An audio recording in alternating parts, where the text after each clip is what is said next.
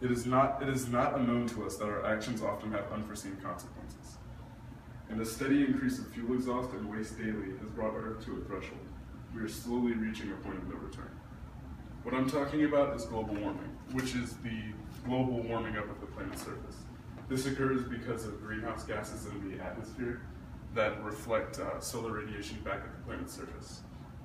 One issue is that the global temperature has increased 1.5 degrees in the last 100 years, and that's not a huge amount of increase in the temperature, but globally it can have monumentous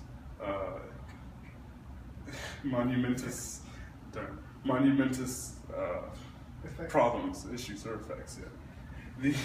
The Industrial Revolution led to a huge increase in the amount of CO2 in the atmosphere and greenhouse gases because of the creation of factories and high exhaust producing cars.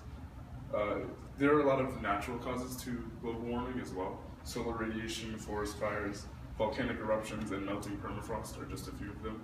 And they can increase the amount of CO2 in the air as well, but not nearly as fast as our human activities have.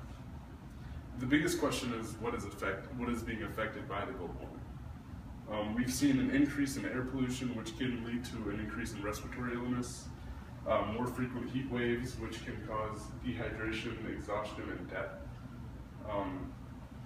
Longer and more intense allergy seasons. People will have to deal with pollen for longer because spring comes earlier actually, which is another point in my thing.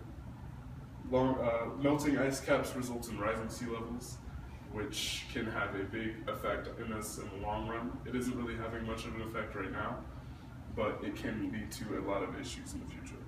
There's also increased drought and flooding, which is kind of confusing because you'd think that it would be one or the other. Drought can happen in some areas, such as the southwest of America, and then overprecipitation can happen in other areas, which can lead to a large amount of flooding.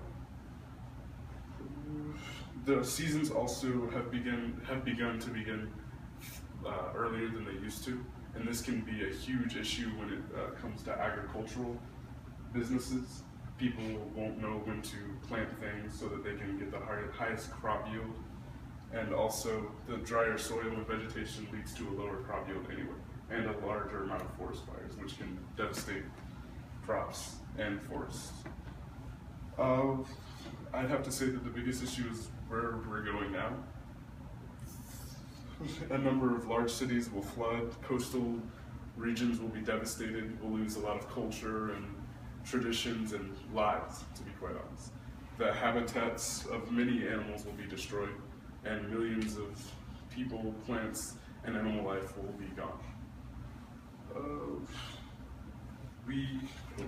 Global warming is a huge issue for millennials, and there are a lot of other issues that we're facing as well at the moment, such as lesbian, gay, bisexual rights, and women's rights throughout multiple countries.